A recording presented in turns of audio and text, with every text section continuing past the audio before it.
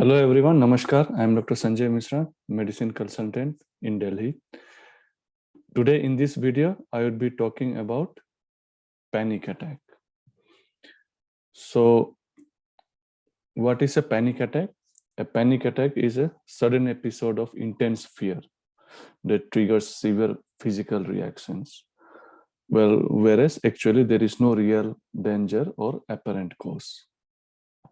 So panic attacks can be frightening because people who gets this panic attack will feel losing control, will feel like they are having an heart attack or even dying. Prevalence, well, it is quite prevalent. The statistics says that more than 1 in 5 people experience a panic attack in their lifetimes. So it is quite prevalent. What are the symptoms of panic attack? Well, usually it is sweating, heart palpitations, severe feeling of panic, shortness of breath, quite agitated, and tremors in hands. And even people can feel nausea.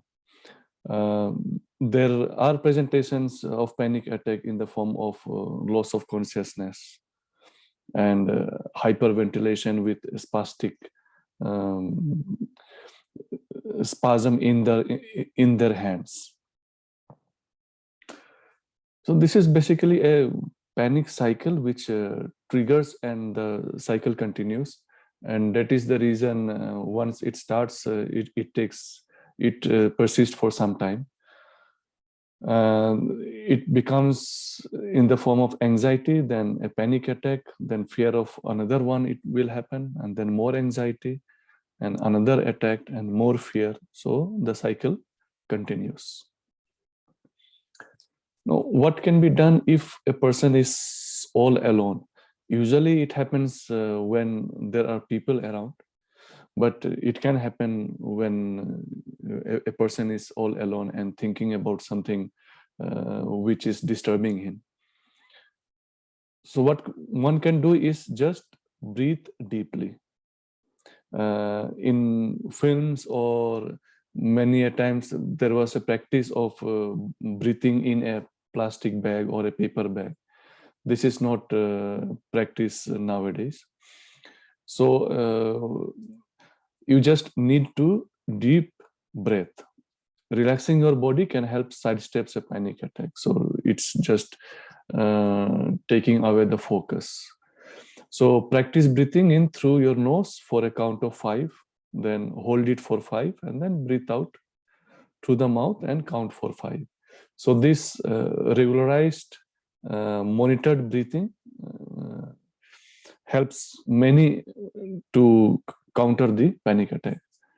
One can also do a count backward. What can they do is they can start from 100 and then -3, and they can go like 100, 97, 94, 91, like this. So the concentration goes in subtracting and recalling the number, and in that way a panic attack can be subdued. Getting grounded, grounding yourself is another helpful technique. Tune yourself into 4 things around you. So you be at present and see the 4 things that you can see around you, 3 things that you can touch, and 2 that you can smell, and 1 that you can taste. So this technique, it stimulates all your sense organs, and the anxiety process gets subdued by bombarding stimulus from all these sense organs, from the eyes, skin, smell, and taste. It can also be subdued by a technique called ice. So here you can keep a 4 piece of ice cubes, and 2 piece you can take in hand and place it on the lower back.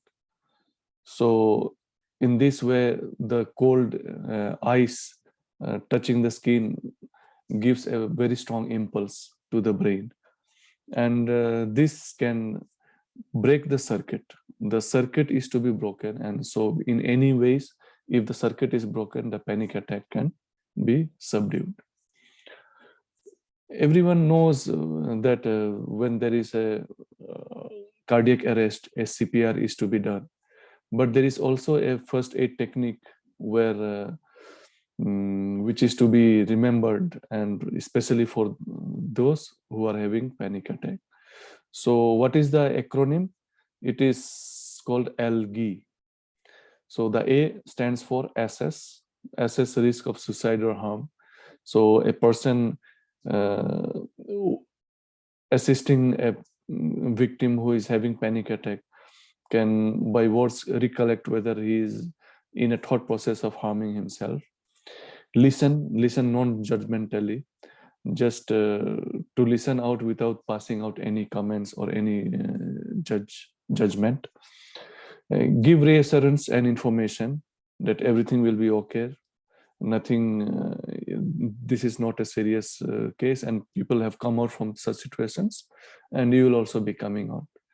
Encourage the person to get appropriate professional help, especially a psychologist is necessary to bring out the anxiety factor which is deep inside the subconscious mind. And encourage other supports, family support and professional colleague support and self-help group will help to bring down the episodes of panic attacks. There is a site where a person can go and test his panic attack self-test. So this is the link one can note down and assess if the panic attack is real or it is something else.